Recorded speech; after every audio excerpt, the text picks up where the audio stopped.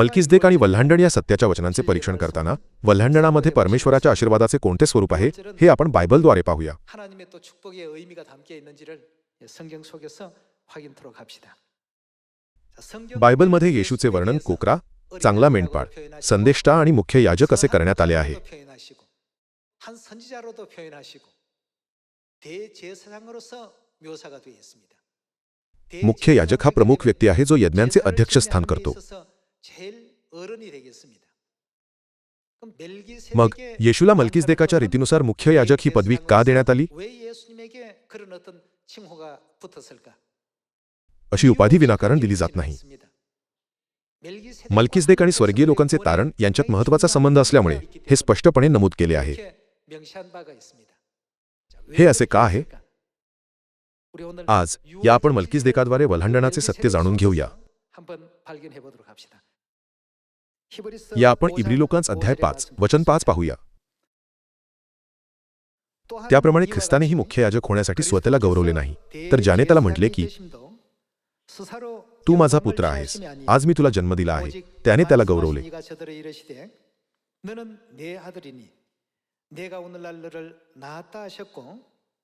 त्याप्रमाणेच दुसऱ्या ठिकाणीही तो म्हणतो, मल्किसदेकाच्या संप्रदायाप्रमाणे तू युगानुयुग याजक आहेस.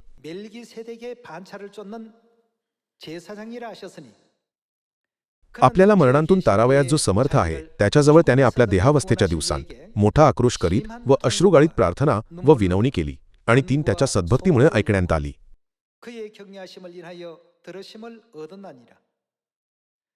तो पुत्र असूनही येथे पुत्र कोण आहे? तो येशू आहे. त्याने जे दुःख सोसले तेणेकरून तो आज्ञाधारकपणा शिकला, म्हणजेच वधस्तंभावर दुःख सोसले आणि परिपूर्ण केला जाऊन तो आपल्या आज्ञेत राहणाऱ्या सर्वांचा तो काय झाला? युगानुयुगींच्या तारणाचा कर्ता झाला आणि त्याला मल्किसदेकाच्या संप्रदायाप्रमाणे प्रमुख याजक असे देवाकडून संबोधण्यात आले.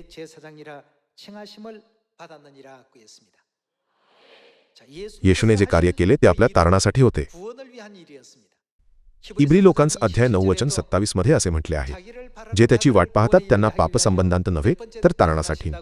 तो किती वेळा प्रकट होईल? शास्त्रवचन शिकवते तो दुसऱ्यांदा दिसेल.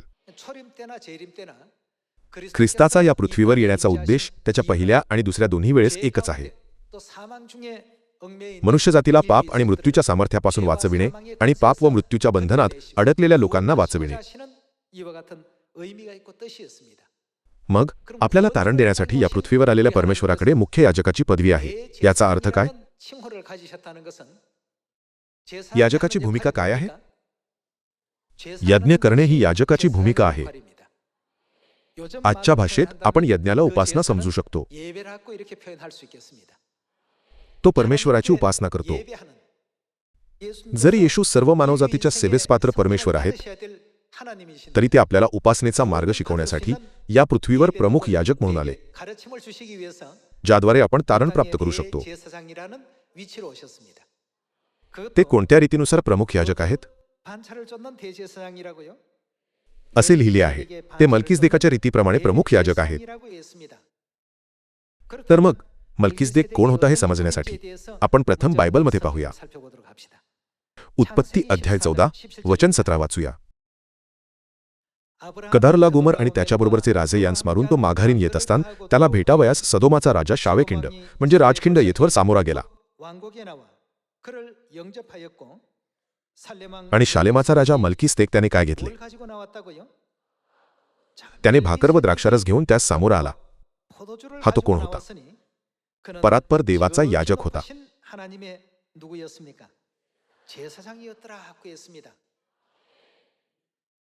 जेव्हा अब्राहम युद्धातून विजयी होऊन परत येत होता तेव्हा त्याला मल्किसदेक भेटला, ज्याने त्याला आशीर्वाद देण्यासाठी भाकर व द्राक्षरसाचे अर्पण आणले.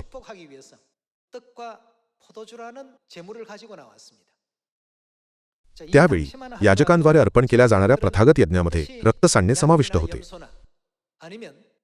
परमेश्वराला मेंढर, बकरी किंवा कबुतराचे रक्त अर्पण करणे सामान्य होते. पण मल्किसदेकाने भाकर व द्राक्षरस आणले. हे खूपच असामान्य होते. यज्ञ करण्याची ही सामान्य पद्धत नव्हती. भाकर व द्राक्षारस घेऊन त्यास सामोरा आला. 18절에 다시 봅니다. या आपण वचन 18 पुन्हा वाचूया. 지극히 높으신 हा परात्पर 하나님의 देवाचा याजक होता. 제사장이었더라. 그가 아브라함에게 축복하여 त्याने त्याला येण्याप्रमाणे आशीर्वाद दिला. आकाशाचा व पृथ्वीचा स्वामी जो परात्पर देव तो अब्रामाला आशीर्वाद देवो. 아브라함에게 복을 주옵소서. ज्या परात्पर देवाने तुझे शत्रू तुझ्या स्वाधीन केले तो धन्य. तेव्हा अब्रामाने त्याला अवघ्याचा 10वा भाग दिला. 아브라함이 그 얻은 것에서 10분의 1을 멜기세덱에게 주었더라고 했습니다. 10분의 1 하면 10वा भाग म्हणजे दशमांश. तर परमेश्वरासाठी असलेला हा दशमांश कोणाला देण्यात आला? 누구에게 주었다고요? ते मल्कीसदेकाला दिले गेले. इब्री लोकांस अध्याय 5 सांगते की येशू मल्कीसदेकाच्या रीतीप्रमाणे प्रमुख याजक आहेत. 대제사장이라 하셨으니 म्हणून जेव्हा येशू यज्ञ अर्पण करतात म्हणजेच उपासना करतात तेव्हा त्यांनी काय आणले पाहिजे? 사용하셔야 되겠습니까? या आपण मत्तय अध्याय 26 मध्ये उत्तर शोधूया. 그 답을 한번 찾아보도록 합시다.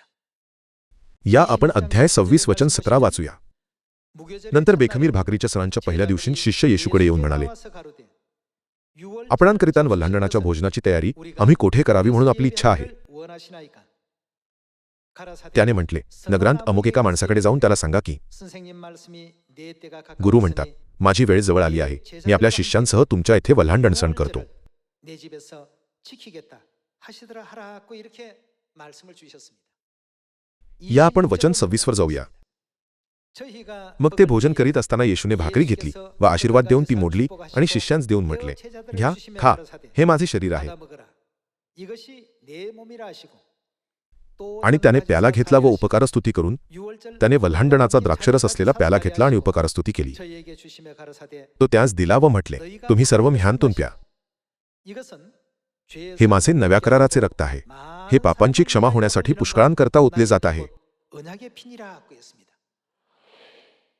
म्हणूनच येशू मल्कीसेदेकाच्या क्रमाप्रमाणे महायाजक आहे.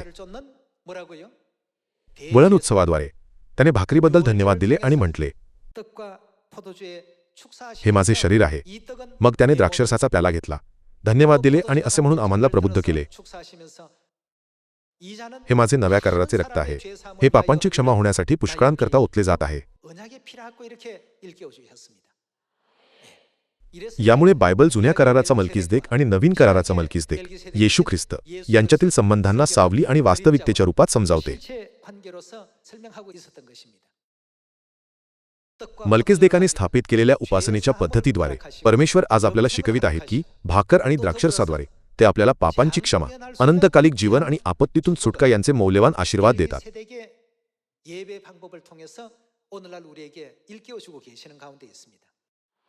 ज्याप्रमाणे अब्राहमाला भौतिक मल्कीसदेकाकडून भाकर आणि द्राक्षरसाने भौतिक आशीर्वाद प्राप्त झाले, त्याचप्रमाणे आज आपण आत्मिक मल्कीसदेक येशू ख्रिस्त यांच्याद्वारे अनंतकालिक जीवनाचा आशीर्वाद आणि पापांची क्षमा हे दोन्ही प्राप्त करत आहोत.